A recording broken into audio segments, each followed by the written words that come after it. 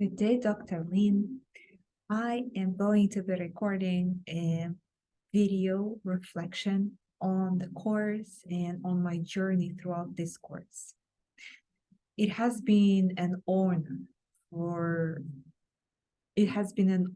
me to be able to be part of this class. And as I keep on living, as we keep on adding years and years to our lives, I keep feeling grateful day by day that there is a chance to have sufficient amount of health to show up in classes where people appeal to spirituality, where people discuss it, where people are not afraid to look inwards, to analyze themselves and their output to the world.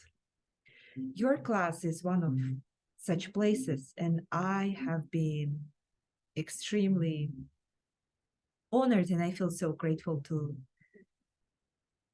to have been part of that. So thank you very much. I wanted to begin my reflection video with discussion of slightly different part of the question of spirituality and contemplation and contemplative inquiry and its role in education. As I have already mentioned numerous times, and as you know, I am a Muslim and I practice Islam.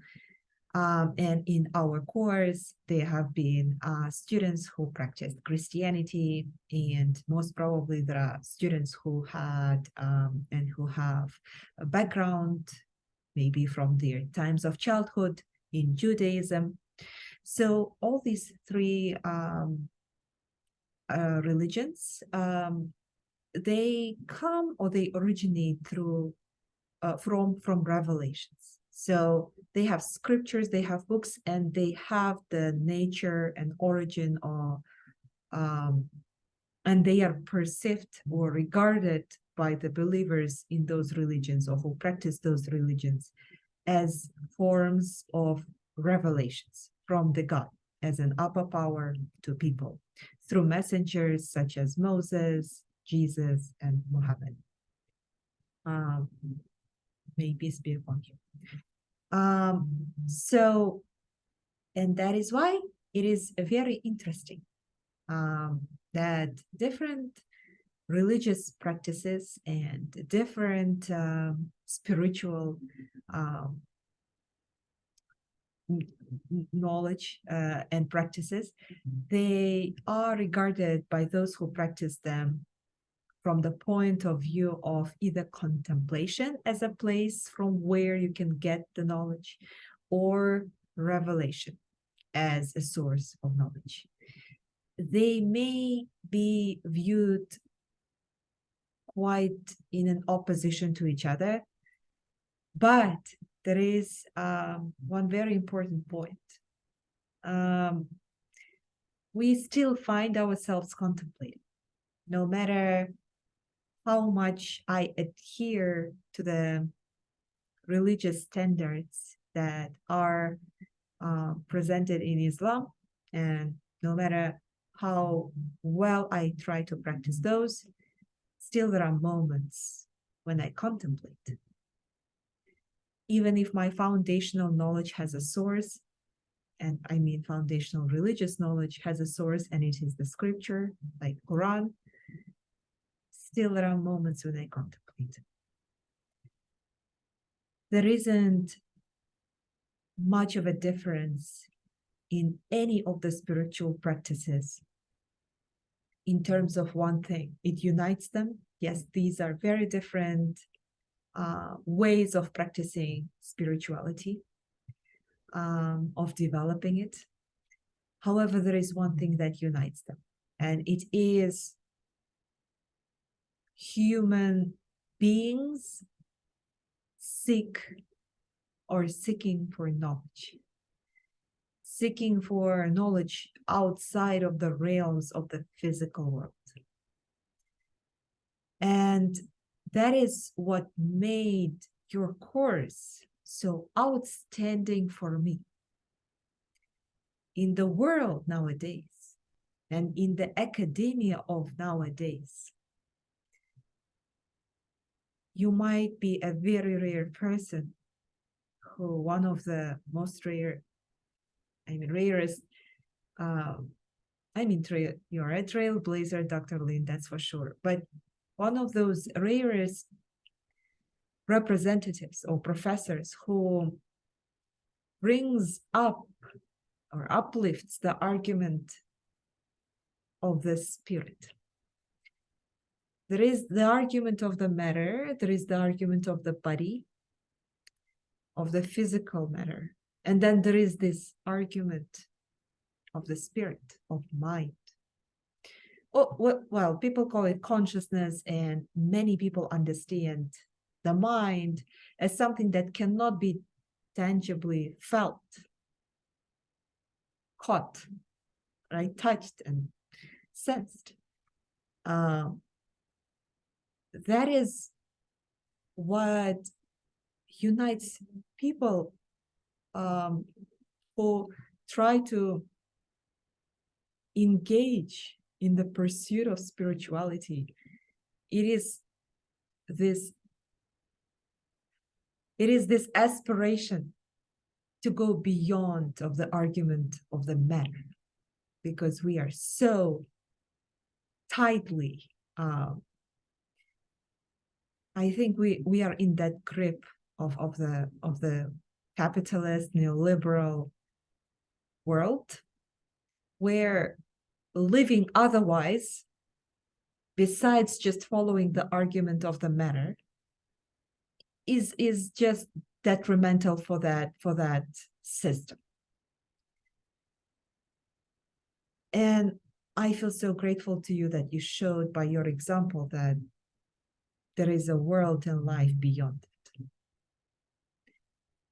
beyond what we are constantly presented with as the only way to enjoy life, is to earn more and to consume more, to earn more and to consume more.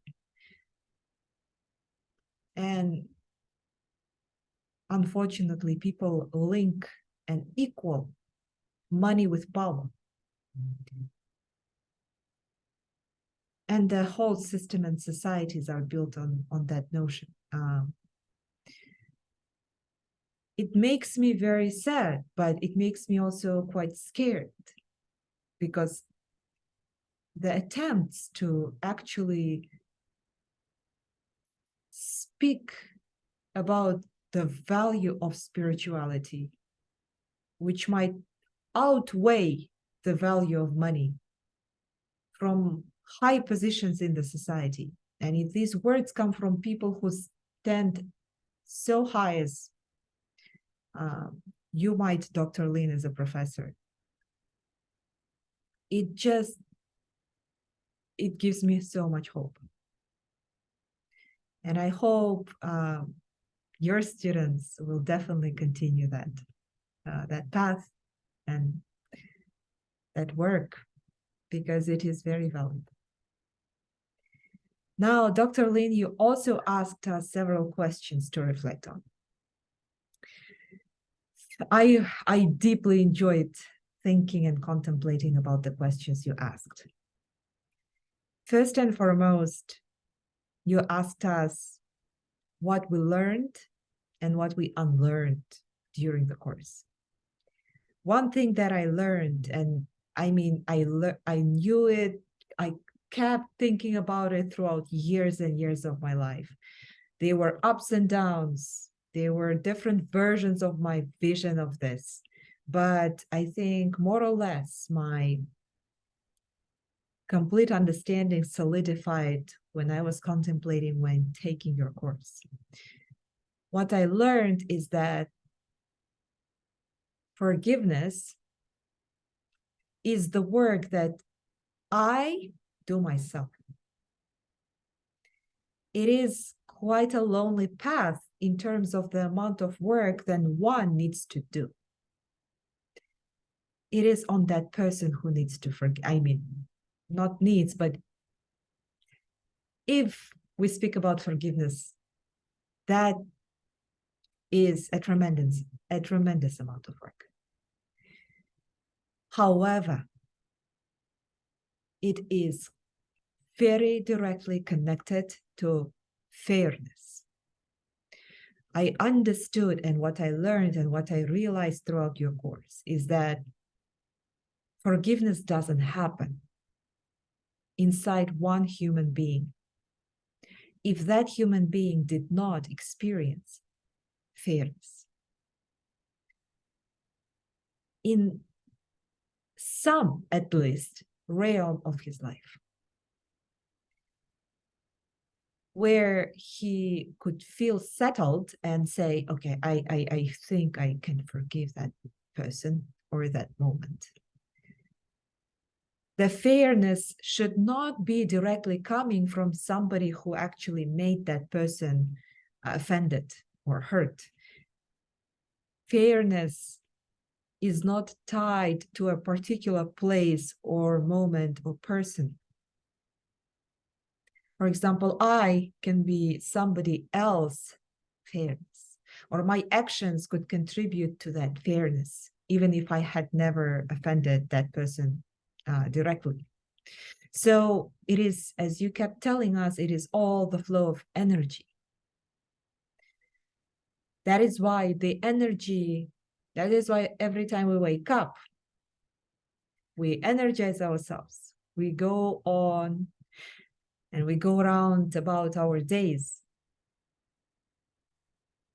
We contribute our energy to that field, and our goal every day, I think, to try and be both intentionally and unintentionally. Maybe sometimes it can happen just by chance, somebody else fairness. So that if there is any moment in the heart of that person where he cannot forgive, so that he had made one step closer to being able to forgive. I am very grateful to you, Dr. Lynn, that you were that person. And those slides that you were showing us during one of your classes, I believe it was Wednesday, the very first week,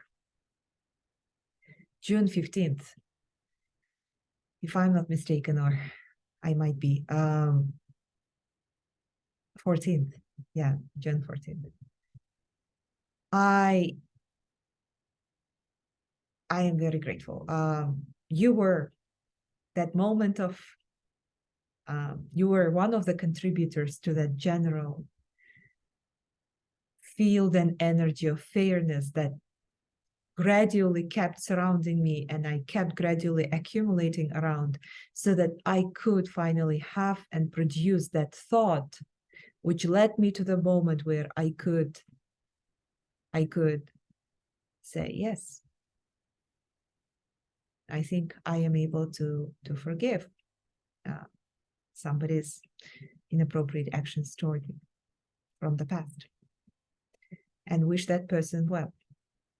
It is very important. It is the work we do ourselves, and it is something that makes, I think, both our lives and the lives of the world around us, people around us, better.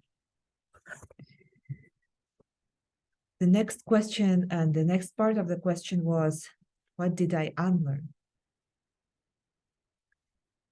I tried to unlearn rushing, and it is still a work in progress. I sometimes rush. I think I run late, and I am just, and then instantly the world becomes a hectic place. I think we should be more conscious about our every step in even in the physical world. So rushing isn't always the best idea. That's what I still need to keep unlearning. What is the most important thing in our lives? I found out that I was very impressed, by the way, by Kali's discussions about it. She spoke a lot about intentionality and authenticity. Based on that, I can also add that with intentions, I believe we testify. I believe that we use our energies and the power of our spirits, our consciousness. That's what the capitalistic world is so against. The powers of our minds, we use them to testify against unfairness in various shapes and forms. That's when we say, I cannot, when we see unfairness in the world, if we believe, if we have the spiritual powers, if we believe in the argument of the spirit of the mind, that's when we are very and highly likely to choose to testify against the unfairness we see in the physical world. And I know some people lose lives doing that. They lose their lives doing that. That tells a lot about those people. And that tells a lot about how spiritually developed these people are. And yes, that's what I believe in. I think the most important thing in our lives is to learn and to have enough courage to testify against unfairness. No matter how much and to what extent the materialistic gains are used as triggers to pull and to control people. How have you been transformed in your body, heart, mind, and spirit? That was the next question. I kept fasting some of the days during that week, the first week of our class, and the next week, this week. And I should say, Dr. Lynn, that's one of the most profound experiences that I have when I fast. Especially during summer, it is basically 24 hours without food and water. It is difficult, but I understood that we sometimes need to stay hungry and thirsty to understand where exactly to put the energy to and how it might feel for people in various corners of our worlds who have very little, almost nothing, and live like that major parts of their lives without proper eating and drinking. I found it so important, and I hope I will have enough energy and power, willpower to continue to do that. That's how my body and heart and mind and spirit got transformed through the body. It is crucial because the person who eats on a daily basis, takes and has several meals a day, will never understood somebody who goes hungry most of the time. What the next and the very last question was, what are my illuminations and revelations about learning and being? I understood that contemplation matters. Our natural states are actually, we do contemplate, especially when we are young children. We just sometimes feel like we don't have time to keep contemplating or thinking about things in our busy lives nowadays when we are already all grown up. I think that's the biggest mistake we make as adults. You know, Dr. Lin, I heard from certain people who are grown up that they say, oh, you know, I'm afraid to stay all alone by myself, just because they think that if they start contemplating, they may just open that black box. Some people rush away from that state as if they run away from the fire.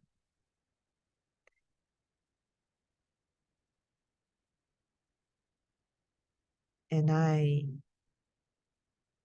realized that there are so many people who cannot afford themselves this pleasure